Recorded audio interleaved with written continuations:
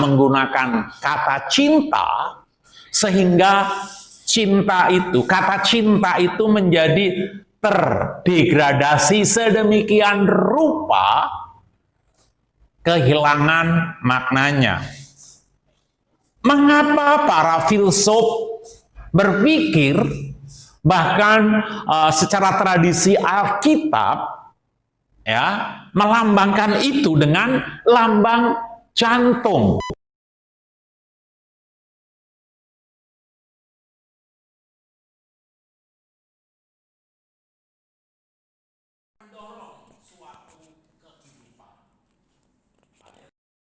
Seperti itu.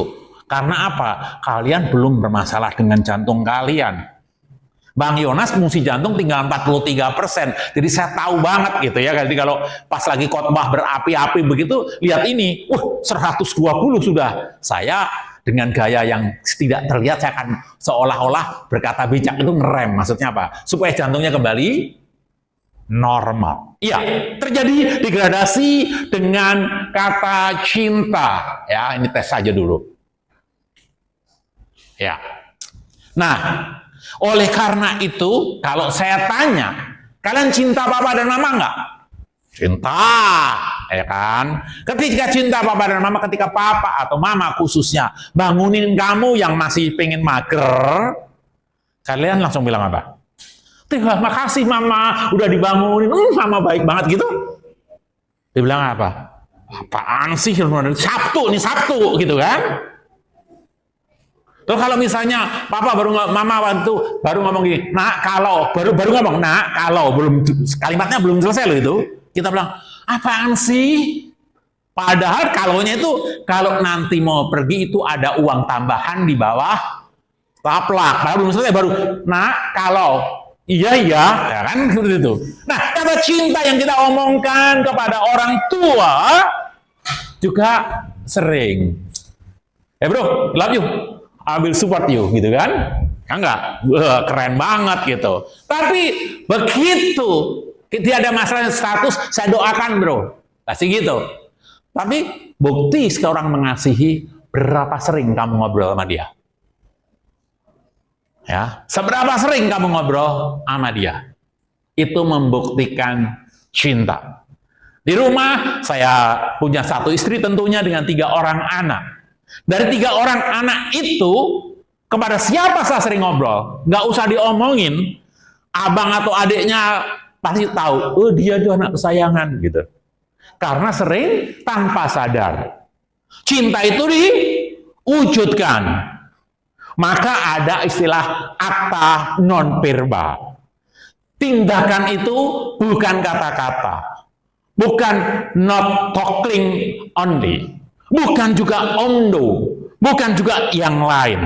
Apalagi kekristenan menekankan hukum kasih. Kasihilah sesamamu manusia seperti kamu mengasihi dirimu sendiri. Kita ngasih diri sendiri aja belum tahu kok. Coba seberapa sering kalian jaga kesehatan. Udah umur kayak Bang Yonas baru kalian mikir tuh. Masih muda, tadi pagi sarapannya bubur kacang hijau yang manisnya luar biasa, siang lagi boba manisnya luar biasa, sore lagi karena panas-panas haus beli minuman kaleng yang panisnya luar biasa, sore kalian nimbun gula tuh. Untungnya Bang Yonas nggak gula, jadi aman gitu ya. Nah, karena nggak sadar makna itu. Oleh karena itu, saya membawa, karena ini pembinaan terakhir, saya koreksi nih, bukan pembinaan terakhir, pembinaan itu seumur hidup. Pembinaan terakhir, saya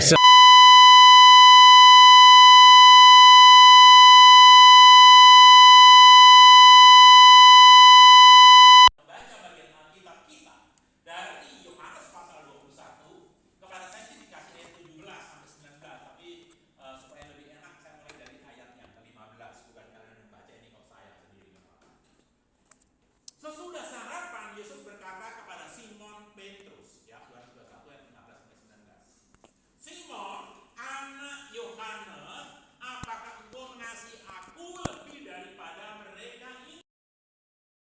Petrus kepadanya, "Benar Tuhan, engkau tahu bahwa aku mengasihi engkau." Kata Yesus kepadanya, "Gembalakanlah domba-dombaku."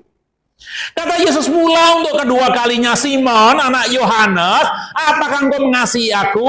Jawab Petrus kepadanya, "Benar Tuhan, engkau tahu bahwa aku mengasihi engkau." Kata Yesus kepadanya, "Gembalakanlah domba-dombaku." Kata Yesus kepadanya untuk ketiga kalinya, "Simon, anak Yohanes, apakah engkau mengasihi aku?" Maka sedihlah hati Petrus karena Yesus berkata untuk ketiga kalinya, "Apakah engkau mengasihi aku?" Dan ia berkata kepadanya, "Tuhan, engkau tahu kepada segala sesuatu. Engkau tahu bahwa aku mengasihi engkau." Kata Yesus kepadanya, "Gembalakanlah domba-dombaku. Aku berkata kepadamu, sesungguhnya ketika engkau masih muda, engkau mengikat pinggangmu sendiri, dan engkau berjalan kemana saja kau kehendaki.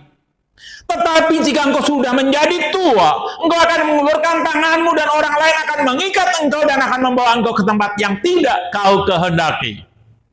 Dan hal ini dikatakannya untuk menyatakan bagaimana Petrus akan mati dan memuliakan Allah. Sesudah mengatakan demikian, ia berkata kepada Petrus, "Ikutlah aku." Teman-teman yang Tuhan Yesus kasihi, bagian perikop yang kita baca, Yohanes pasal 21, ini adalah bagian yang paling membingungkan dari para biblical scholar, para sarjana biblika, para teolog-teolog biblika dibingungkan oleh bagian yang Yohanes pasal yang ke-21 ini. Sebab kalau kita baca di Yohanes pasal 20 ayat 30 sampai 31, ini sudah kalimat penutup. Memang masih banyak tanda lain yang dibuat Yesus di depan mata murid-muridnya yang tidak tercatat dalam kitab ini. Tetapi semua yang tercantum di sini telah dicatat supaya kamu percaya bahwa Yesuslah Mesias, Anak Allah, supaya kamu oleh imanmu boleh hidup dalam namanya. Ini adalah kalimat inklusio, kalimat penutup dari Injil Yohanes. Dari Injil Yohanes pasal pertama ayat pertama, pada mulanya adalah firman, firman itu bersama-sama dengan Allah, firman itu adalah Allah. Dan dijabarkan, ini seolah-olah karena skripsi, ini adalah tesis awalnya dulu, terus pendahuluan, terus bab 1, landasan teori, bab 2 apa, bab 3 apa, bab 4 apa, bab 5, ini kesimpulannya skripsi ini.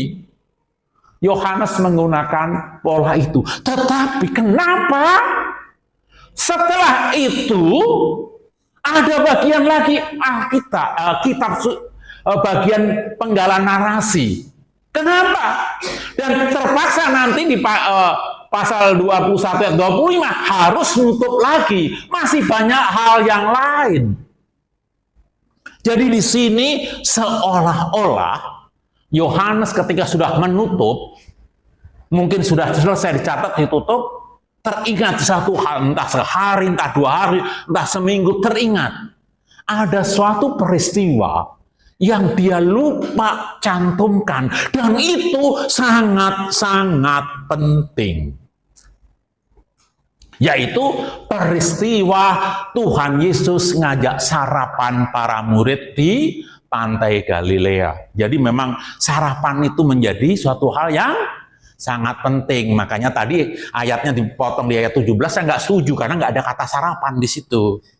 Ya, nah ini menjadi sangat penting peristiwa ini, bukan sarapannya. Nah, dan ini adalah kalau kalian lihat peristiwa kebangkitan, ya, ini kira-kira bagian akhir dari beberapa kali penampakan Tuhan Yesus. Mungkin yang terakhir sebelum di Bukit Zaitun ketika Tuhan Yesus pamitan. Ya, karena memang tidak sulit untuk melakukan konstruksi kronologis untuk dua cerita yang ditulis oleh Paulus maupun ditulis Paulus yang berbicara tentang para murid dan 500 orang sekaligus serta penampakan diri kepada Yakobus. Intinya peristiwa ini adalah peristiwa penting. Mengapa penting? Kalau kita baca di Yohanes pasal 21 ayat 2 dan 3, ya, ketika para murid, dimulai dari Petrus yang berkata, "Aku pergi menangkap ikan." Kata mereka kepadanya, "Kami pergi juga dengan engkau." Jadi ketika para murid memutuskan untuk pergi menangkap ikan, para murid yang lain mengikutinya. The power of leadership. Seorang pemimpin akan membawa pengaruh kepada orang-orang yang dipimpinnya. Bukan hak vetonya, tetapi keteladanan kehidupan seseorang, baik itu benar, baik itu salah, akan diikuti oleh orang yang dipimpinnya. Dan itu tragis untuk yang salah. Maka menarik sekali ketika peristiwa ini penting, perlu dicatat untuk mengingatkan kita semua. Dan menarik, ketika mulai percakapan setelah sarapan, Yesus menyebut, "Simon, anak Yohanes, apakah engkau mengasihi aku lebih daripada mereka ini?" Coba perhatikan di sini. Simon, anak Yohanes.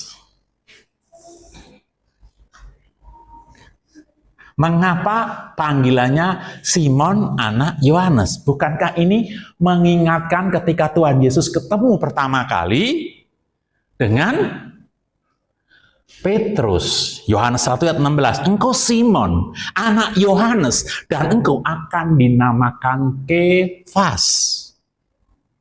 Kefas artinya batu karang. Ya. Di Matius pasal yang ke-16, ya, engkau akan dinamai Petrus. Loh, sudah dinamain Petrus, namanya udah populer, sudah semua orang tahu nickname-nya. Kok mendadak Yesus ngomong di riset ulang? Simon, anak Yohanes. Renungkan baik-baik hal ini. Karena apa? Di Lukas pasal yang ke-5 berbicara, engkau akan kujadikan penjala manusia. Ketika pertemuan pertama kali, saat itu Petrus sedang menjala ikan dengan teman-temannya yang lain. Sepanjang malam mereka menjala ikan dan tidak mendapat apa-apa. Di Yohanes pasal 21 ayat 3 dan seterusnya, Petrus dan teman-temannya yang tadi bilang, "Aku pergi bersama-sama dengan engkau menjala ikan dan gak dapat apa-apa." Peristiwanya persis dengan peristiwa saat pertama kali ketemu dan dipanggil ulang, "Simon, anak Yohanes." Artinya apa? Kamu kayaknya nggak pantas nyebut dirimu Petrus karena kamu sudah mengingkari panggilan. Kamu itu penjala manusia. Sekarang kamu ngajak teman-teman menjadi penjala ikan kembali. Diriset. Karena apa? Karena kamu sudah mengingkari panggilanmu. Maka dimulai lagi. "Simon, anak Yohanes, apakah engkau mengasihi engkau?" Dan perhatikan, terjadi gradasi nuansa ketika mengatakan apakah engkau mengasihi. Ketika Tuhan Yesus mengatakan, "Simon, anak Yohanes, apakah engkau mengasihi?" Itu menggunakan kata agapau. Ya, kasih yang tidak bersyarat. Ya, kasih yang total. Jadi kalau dibilang mengasihi mama, mengasihi papa, mengasihi kekasih, mengasihi pasangan. Kalau ada syarat, levelnya bukan agapao. Ya kan? Maka Petrus menggunakan kata tidak berani membalas dengan kata agapao. Ini mengapa? Benar Tuhan, Engkau tahu bahwa aku pileo terhadap Engkau. Pileo itu ada syarat karena kasih terhadap pileo. Family. Kita satu biliar. Jadi gua ngasihin lo kalau kita satu gereja, ngasih lo sama-sama satu fakultas, ngasih lo sama-sama Kristen, ngasih lo satu pemikiran teologi. Ini Petrus jawabnya. Tuhan Yesus mengatakan, gembalakanlah domba-dombaku. Dan ayat berikutnya, Tuhan bertanya lagi. Kata Tuhan Yesus untuk kedua kalinya. Yang tadinya bilang, Simon anak Yohanes, apakah engkau mengasihi aku? Menggunakan kata agape, agapao, yang diterjemahkan lebih dari yang lain tadi. Ini mengatakan apa? Pileo. Tuhan Yesus sadar, kayaknya memang nggak levelnya Petrus. Nggak levelnya itu Simon anak Yohanes tadi. Dikatakan apa? Engkau tahu Tuhan, bahwa aku mengasihi engkau. Gembalakanlah domba-dombaku. Ya, dan itu terjadi untuk 3 kali. Yang ketiga kalinya, apa yang dikatakan Tuhan Yesus? Simon, anak Yohanes, apakah engkau mengasihi aku? Dan jawab Petrus apa? Akhirnya Petrus ngomong, engkau tahu Tuhan. Dia nggak ngomong langsung, aku mengasihi engkau. Engkau tahu Tuhan. Segala apa yang telah ku perbuat. Karena ditanya 3 kali. Kalian kepikir apa di sini? Kepikir apa? Petrus yang pernah ngomong, kamu masuk penjara, aku mati bersama engkau. Bilang gitu kan? Dan ketemu seorang perempuan budak, bukankah kamu muridnya dia? Petrus ngomong apa? Aku tidak mengenal engkau. 3 kali dia menyangkal. Seolah-olah begitu Petrus ngomong, aku dengan yakinnya aku mengasihi engkau, Tuhan kasih cermin. Atau kalau enggak, kasih rekaman video. Waktu Petrus nyangkal 3 kali itu. Ya, seolah-olah kasih itu. Maka Petrus melihat video itu bilang apa? Engkau tahu Tuhan, aku bukan orang yang setia, aku bukan orang yang sungguh-sungguh, aku lebih sayang nyawaku sendiri. Yang ku omongkan dulu itu cuma omongan lip service, pencitraan di depan kawan-kawanku yang lain. Itu yang dialami. Dan itulah yang membuat Tuhan Yesus ngulang 3 kali. Kalau kamu jadi Tuhan Yesus, ngomong kepada Petrus, Simon anak Yohanes, apa engkau mengasihi aku? Terus Petrus bilang, iya aku mengasihi engkau. Padahal tahu persis sudah nyangkal 3 kali. Kira-kira apa yang akan kita katakan kepada Simon anak Yohanes? Apa? Gombal kamu Simon. Ya, yang bener aja, gombal kamu. Berani ngomong mengasihi 3 kali kamu Simon, sama seorang budak perempuan, mending kamu di hadapan Kayafas. Kamu di hadapan budak aja udah takut. Karena apa? Mengatakan mengenal aku. Tetapi Tuhan Yesus nggak melihat masa lalu seseorang. Dia melihat masa depan seseorang. Gembalakanlah domba-dombaku. Ini mah bukan kalimat tuduhan, melainkan kalimat afirmasi untuk memerintahkan kepada Simon, anak Yohanes yang diriset ulang. Yesus memerintahkan, gembalakanlah domba-dombaku. Dan perintah ini pun berlaku bagi kita CPKK maupun PKK maupun siapapun yang melayani ke depan. Setiap dari kita adalah gembala bagi sesamanya. Kalian baca, saya yakin kemarin eksposisinya Abang Niko ya, mungkin ya. Yang 1 itu Petrus 5, bukan? Yang gembalakanlah domba-dombaku. Ya, ya saya lihat sepintas saja ya. Itu adalah dikatakan kita ini gembala bagi sesama. Karena apa? Dikatakan gembalakanlah kawanan domba Allah, disebut sebagai lagi ada gembala yang agung. Siapa gembala agung? Yaitu Kristus. Kita adalah gembala bagi yang lain. Berarti saling menggembalakan. Itulah sebabnya di dalam pelayanan dan nasihat saya juga kepada kalian. Kalau Harry Potter mempunyai mantra untuk penggembalaan, itu adalah Harry Potter nggak menggembalakan tapi punya mantra yang paling keren. Namanya apa? Expecto Patronum. Saya sebagai seorang gembala sekaligus domba yang lebih senior dari kalian berkata, pastorum, gembalakanlah gembala yang lain. Saling menggembalakanlah. Kita nggak ada yang lebih tinggi, kita nanti domba sekaligus juga gembala. Kalau saya lebih senang, saya itu nggak berani nyebut diri saya gembala. Saya cocoknya kayak border collie gitu. Anjing gembala. Bisanya cuma nyalak-nyalak doang karena nggak punya hak terhadap domba. Ya saling menggembala. Maksudnya apa? Kalau ada kawan kita yang kakak kita yang lemah, kita nggak lebih hebat dari dia. Tugas kita menggembalakan dia, membawa dia kembali kepada kawanan, kepada Kristus sang gembala yang agung. Saat yang sama kita juga mawas diri supaya tidak jatuh.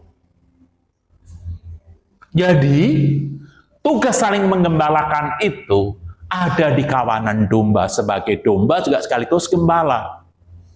Itulah sebabnya teman-teman, degradasi moral yang terjadi sekarang karena kita sering mengucapkan fake love. Ngomongnya mengasihi, saya kasih tahu sekarang.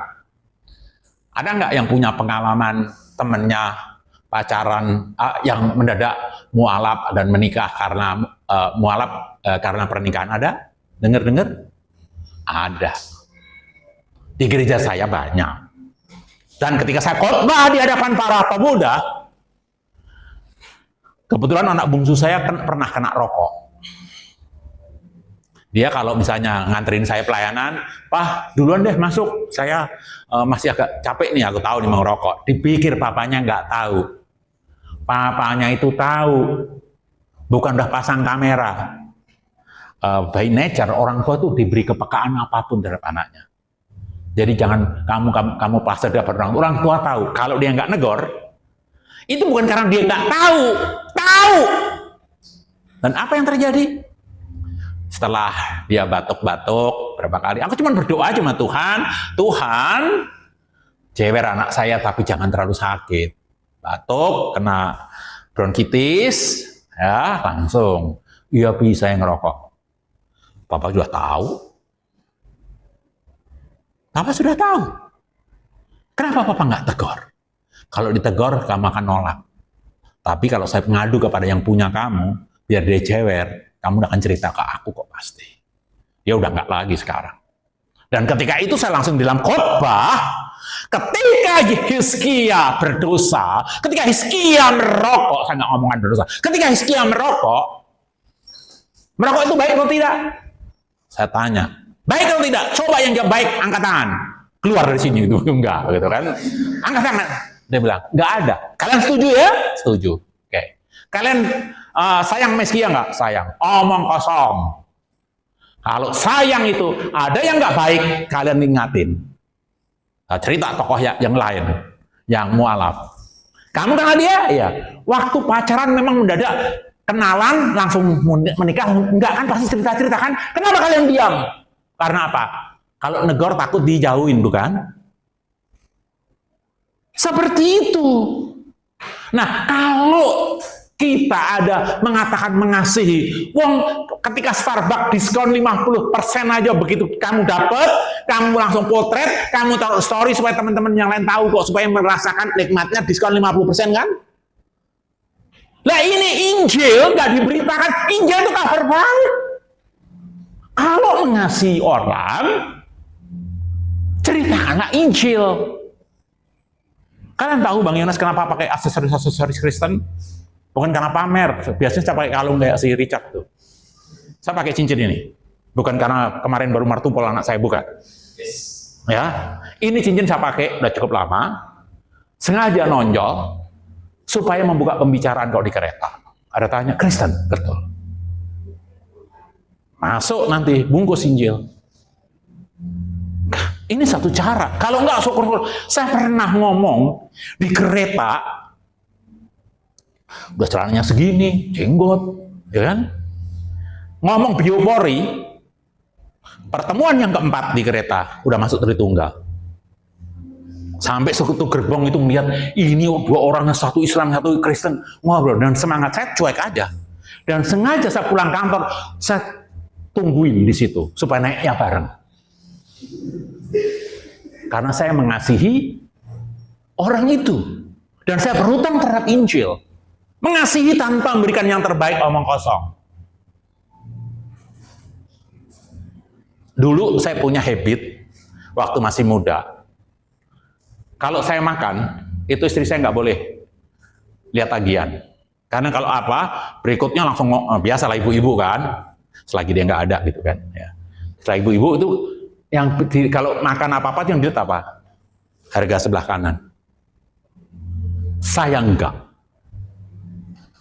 Untuk keluarga yang saya cintai, at any cost. Besok bayar kartu kredit susah atau tidak, itu urusan saya. Itu kalau mencintai. Bukan sebaliknya, pas buat sendiri, very delightful, pas ketika orang yang ngomong kita kasihi, irit-irit. Itu enggak.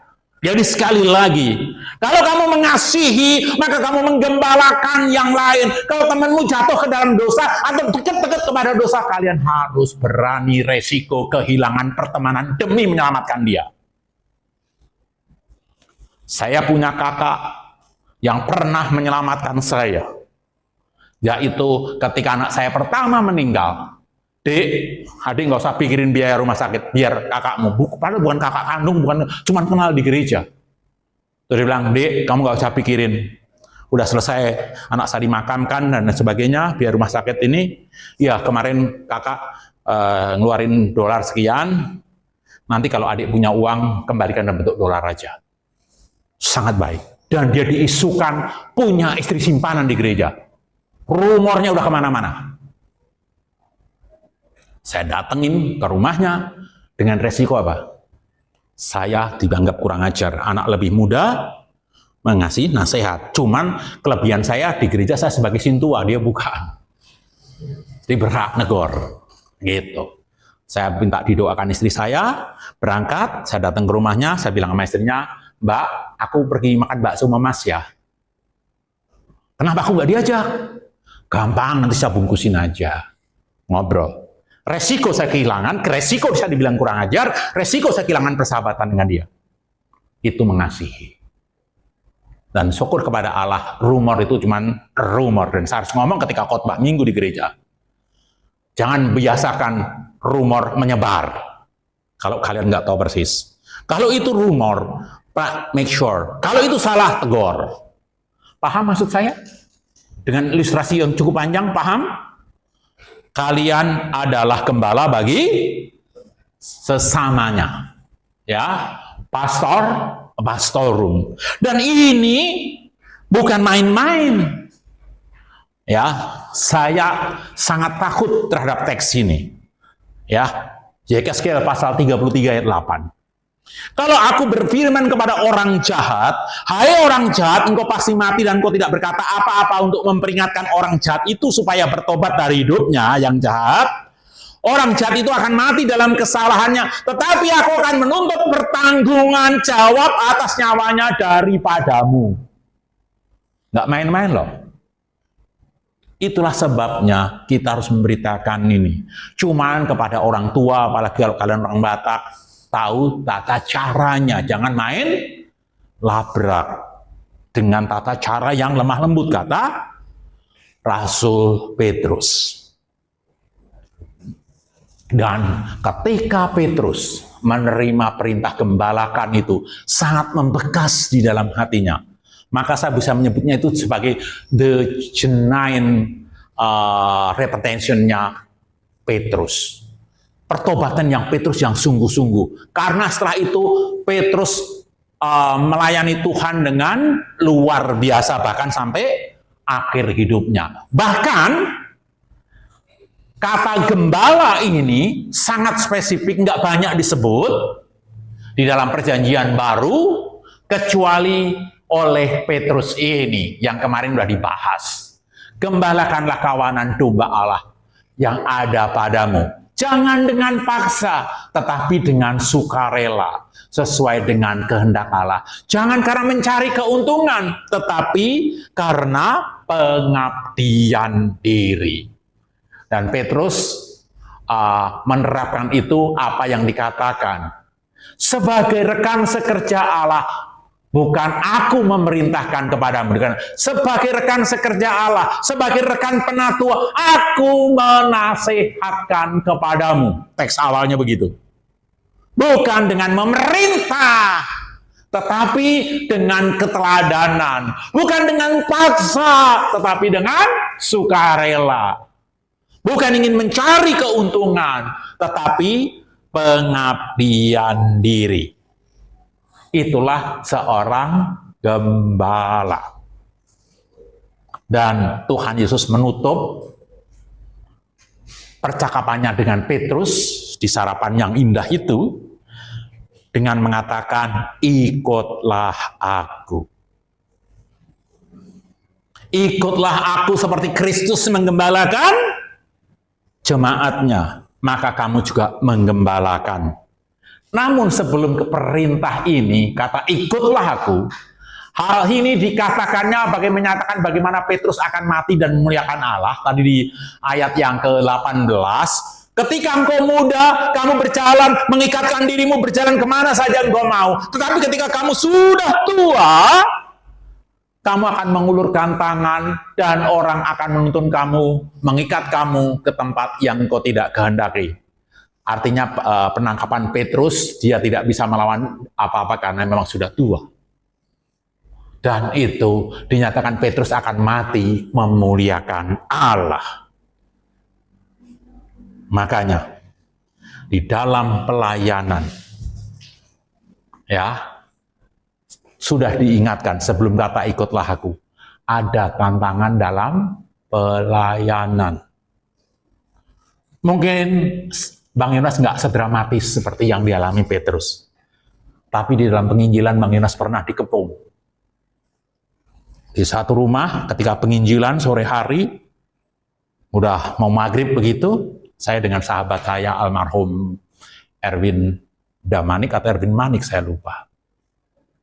Dia sudah meninggal mendahului saya. Ketika penginjilan di kota Kudus, pas lagi sedang menginjili begitu, rumah dikepung. Ada sekitar 50 atau 60 orang. Ada yang bawa obor, nggak ada listrik kan di sana, di kampung banget. Ada yang bawa obor, ada yang bawa pentungan, ada yang batu, ada yang parang. Saya bilang, habis sudah. Habis nggak ada cerita, saya khotbah di hadapan para CPKK UI. Sudah dikepung. Dan ketika sudah masyarakat mau merang, mendadak muncul seorang nenek-nenek tua yang berkata gini, stop, pakai bahasa Jawa tentunya. Ini saudara saya dari Jakarta yang ingin memberitakan kabar baik buat kalian. Entah kuasa apa, orang itu mundur loh dan pulang satu-satu. Dan nenek itu pun tidak ada.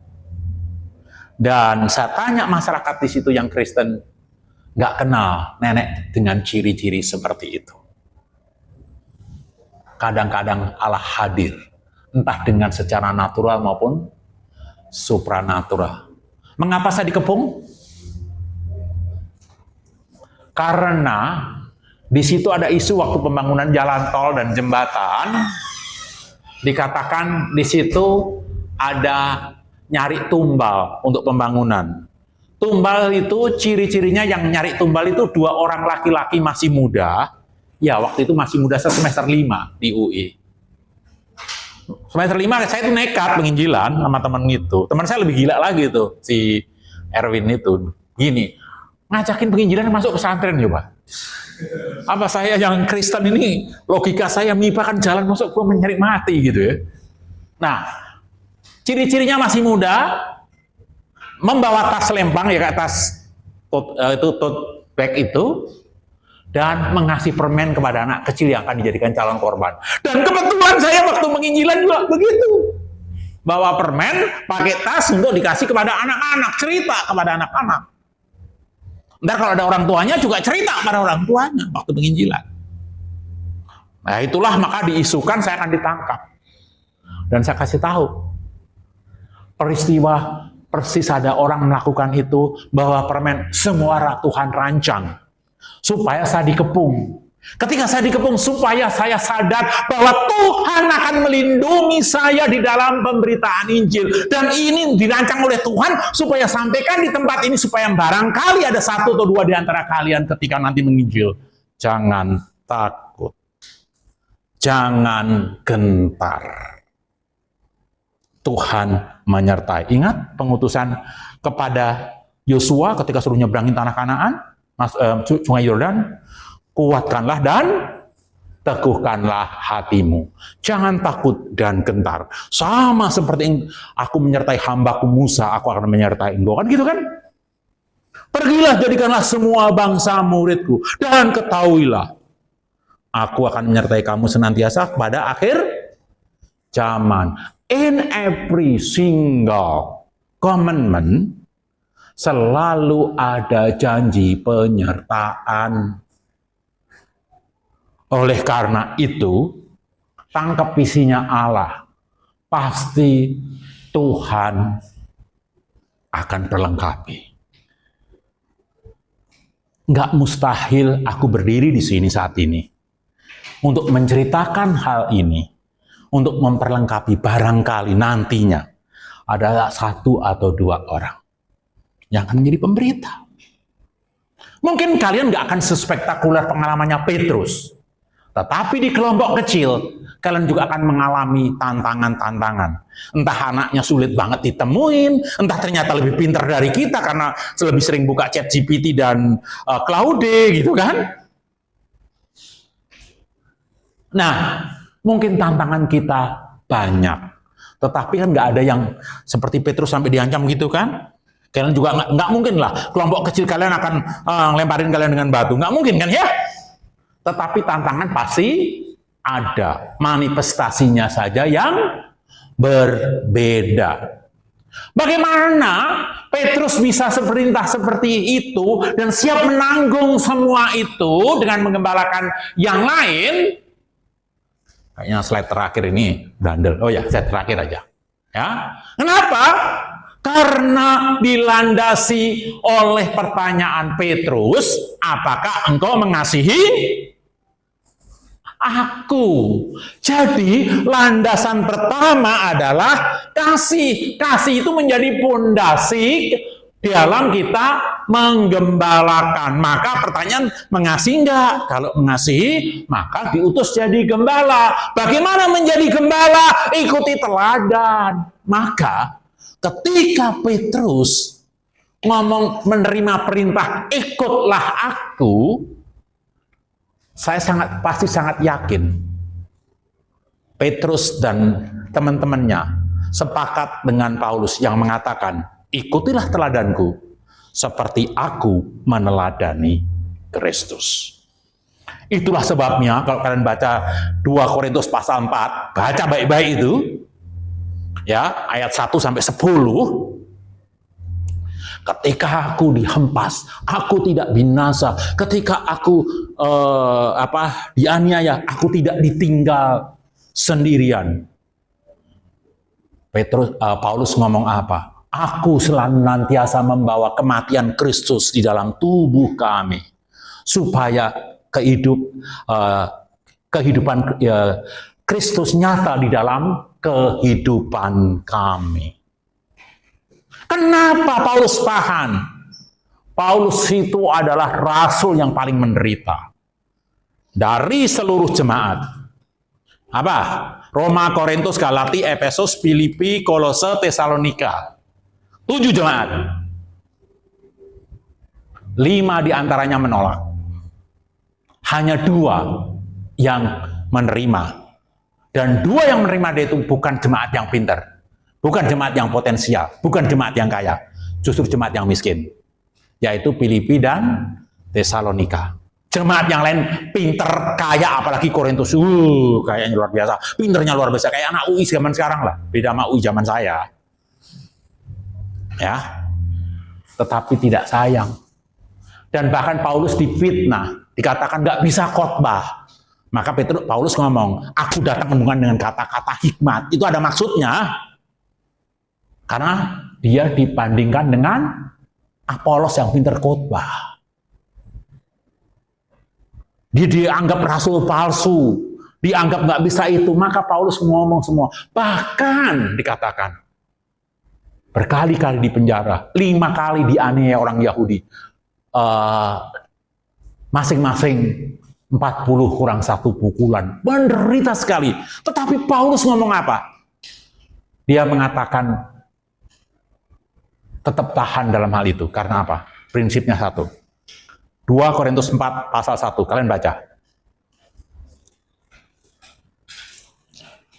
Sudah?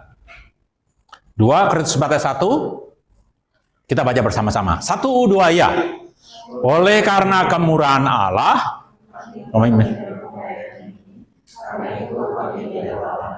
oleh karena kemurahan Allah, kami menerima pelayanan ini. Oleh karena itu kami tidak tawar hati. Baca terus sampai bawah, sampai ayat 10, kalian akan melihat.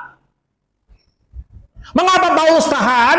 Karena dia memandang pelayanan itu sebagai kemurahan Allah. Mengapa Bang Yonas khotbah hari ini di sini? Bukankah pengkhotbah lain yang lebih jago banyak, bukan? Yang lebih bagus, yang bisa relate kalian lebih banyak, bukan? Bukan karena kebetulan yang lain misalnya nolak tinggal Bang Yonas. Bukan. Tuhan berkemurahan kepada Bang Yonas sehingga Bang Yonas disampaikan. Kenapa kalian yang datang hari ini bukan yang lain? Oleh karena kemurahan Allah. Itu yang membuat Bang Yonas masih tetap semangat. Usia Bang itu nggak muda lagi. Udah 60. Minggu depan kalian tahu jadwalnya Bang Yonas. Ada 8 sesi. Padahal hari Minggunya depannya, hari Sabtunya, anak saya menikah. Hari Minggunya pimpin seminar. Kenapa? Karena aku melihat tadi anak istri saya agak marah. Kok kalender papa merah semua? Iya, ada pelayanan. Papa, ini kan anak kita mau nikah. Tenang, kan bukan di hari hanya. Hari hanya kan itu. Saya bilang, tenang Ma, garis finish sudah dekat. Tadi ada teman kakak senior kalian ngirim salam ke Bang Yonas. Saya bilang, semangat ya Bang. Kenapa Abang nggak atur jadwal? Dia bilang gini, karena garis finishnya sudah dekat. Saya harus cepat. Karena garis finishnya sudah dekat. Karena kemurahan Allah, kami menerima pelayanan ini. Sehingga kami tidak tawar hati. Dan ayat 10.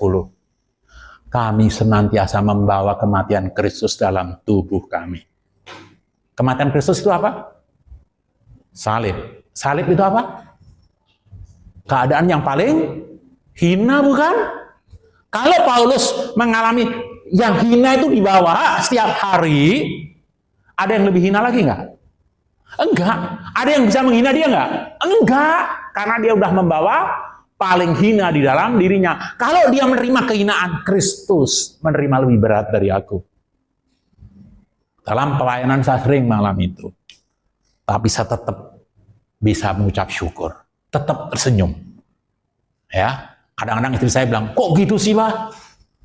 Aku nih hamba Tuhan, Mam. Kalau ini yang ngomong orang lain pasti biasa, tapi kalau ngomong istri sendiri beda. Bilang gini, ketika saya diperlakukan kurang pas oleh suatu persekutuan yang istriku kebetulan hadir, ngundang saya, dia bilang gini, Papa nggak protes? Enggak, aku hamba Tuhan. Sambil nangis dia ngomong gini, upahmu besar di surga, Pak. Kalau ngomong orang lain itu bluffing. Ngomong istri sendiri beda. Dia tahu kelemahan saya. Kita terus berdoa, mah. Waktu kita tidak lama lagi. Dan yang terkeren pagi ini ketika saat teduh, berbicara tentang di surga nanti, di langit baru, bumi baru. Ya, banyak hal yang profesi yang nggak akan digunakan lagi. Dokter pasti nggak ada. Karena sakit tidak ada, air mata tidak ada, jadi psikolog sama dokter nggak ada. Untung pengkhotbah masih ada, jadi saya masih bisa khotbah di sana. Gitu. Saya tadi sepakat telepon teman saya yang dokter. Jadi hobi kamu berteologi nanti pas di Yerusalem baru bisa dinikmati. Kenapa? Dokter nggak perlu lagi di sana. Kerjaan kau kita berteologi aja kita di sana. Jadi teman-teman, kemana-mana saya bercerita dengan penuh sukacita kepada kalian. Gembalakanlah kawanan domba Allah dengan saling menggembalakan. Ingat, perintah itu didasari oleh pertanyaan dan jawaban, apakah engkau mengasihi aku? Sehingga nama Simon akhirnya sungguh-sungguh menjadi Petrus. Ingat, kenapa Tuhan Yesus memanggil Simon? Karena Simon sendiri yang telah menolak panggilan Kepas. Tetapi ketika dipulihkan, maka dia disebut Petrus. Artinya pertemuan itu adalah riset kilas balik yang akhirnya menjadikan Petrus sungguh-sungguh Petrus. Mungkin kalian dalam pelayanan akan gagal. Mungkin. Tapi nggak apa-apa. Ketika Tuhan ngomong pada Petrus, agapau, Petrus bisanya bilang apa? Pilih, it's okay. Tuhan ngerti. Ya, artinya apa? Kalau kita melayani Tuhan, kita gagal, Tuhan akan ngomong, it's okay, my son. Next will be better. Kalau kita melayani diri sendiri, kita gagal apa? Mundur kita. Apakah Bang Yunus pernah gagal? Pernah. Apakah Bang Yunus pernah ditolak? Pernah. Apakah Bang Yunus pernah dihinakan? Pernah. Apakah itu mengurangi cintaku kepada Allah? Enggak. Maka saya menceritakan ini kepada kalian pagi hari ini. Saya berharap contoh-contoh praktis yang pernah saya alami kiranya menginspirasi kalian. Melayani Tuhan itu indah. Ada yang tahu lagu ini enggak? Tiada lebih indah ku melayani Yesus. Belum tahu ya? Itu lagu keren banget itu. Walaupun berat dan susah jalannya, takkan aku mundur sebelum berakhir hidupku. Karena aku tahu apa arti hidupku. Ku melayani Yesus. Itu terlebih dari semua. Ku melayani Yesus. Itu terlebih indah. Belum tahu lagu itu? Nanti dicari, direnungkan baik-baik. Melayani Tuhan itu indah. Oke, kiranya apa yang saya berikan bisa menolong kita. Mengkilas balik semua pelajaran yang kalian telah pelajari, tantangan di depan ada. Tetapi, seperti Tuhan menyertai Petrus, sama seperti Tuhan menyertai Paulus, sama seperti Tuhan menyertai Yosua, sama seperti Tuhan menyertai hamba-hamba Tuhan yang luar biasa di depan, dan sama yang menyertai saya, akan menyertai kalian semua. Apakah engkau mengasihi Allah? Kalau mengasihi, maka gembalakanlah kawanan domba Allah dengan saling menggembalakan. Kiranya Tuhan menolong kita dan memimpin kalian menjadi seorang pemimpin kelompok kecil yang berhati gembala, seperti Tuhan Yesus memulihkan Petrus. Amin. Ada sesi tanya jawab nggak? Ada? Silahkan. Sebelum saya tutup doa. Saya masih ada energi, saya baru kepake sekitar 70. Masih ada 30.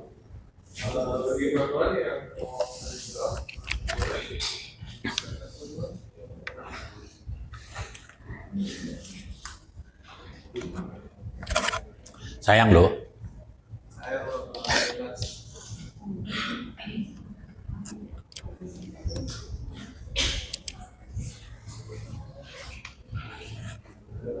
Apa tuh perlu saya tanya?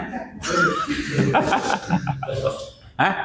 Oh, dia udah tahu dia kan, saya jelaskan daripada dia. Ada? Cukup? Oke. Sekali lagi kalau ada pertanyaan, pergulatan, pergumulan seputar pelayanan, seputar iman Kristen, just text me. Ya, ada WA yang bisa kalian teks ke Bang Yones. Sesibuk apapun, saya akan berusaha menjawab. Jika waktunya, misalnya nggak bisa sekarang, pasti akan saya jawab di lain waktu. Kiranya sekali lagi Tuhan menolong kita. Kita berdoa. Bapa Surgawi yang Maha Kasih, kami mengucap syukur karena pagi hari ini kami diingatkan bagaimana peristiwa penting di dalam perjalanan iman dari gembala gereja yang mula-mula setelah Tuhan Yesus, yaitu Petrus. Yang seorang sanguin, impulsif, kurang memperhitungkan resiko, sehingga gagal di dalam perjalanannya. Gagal ketika ditanya oleh seorang budak perempuan. Gagal ketika menyikapi kematian dan kebangkitan Kristus, sehingga mempengaruhi rekan-rekannya untuk kembali menjadi penjala ikan. Namun Kristus tidak menyerah, menemui dalam kegagalan mencari ikan, karena sesungguhnya mereka sudah di-assign menjadi gembala manusia. Dan dalam percakapan, Kristus mengingatkan kepada kami, apakah kami mengasihi Kristus? Dan ketika kami menjawab dengan ragu-ragu, ya, kami mengasihi Tuhan. Sekalipun kami bukan Petrus. Tuhan berkata pula kepada kami, gembalakanlah domba-dombaku, dengan saling menggembalakanlah kamu. Maka tidak ada kata lain. Kami akan berkata, jadilah padaku menurut kehendak-Mu. Kami tahu perjalanan Petrus tidak mudah. Kami tahu perjalanan Paulus tidak mudah. Namun yang kami tahu, Allah menyertainya. Maka janji dan penyertaan yang sama akan menyertai kami. Oleh karena itu, kami berkata kepadamu, inilah kami Tuhan, utuslah kami. Hamba-Mu berhenti berbicara. Suara hamba-Mu tidak akan terdengar lagi.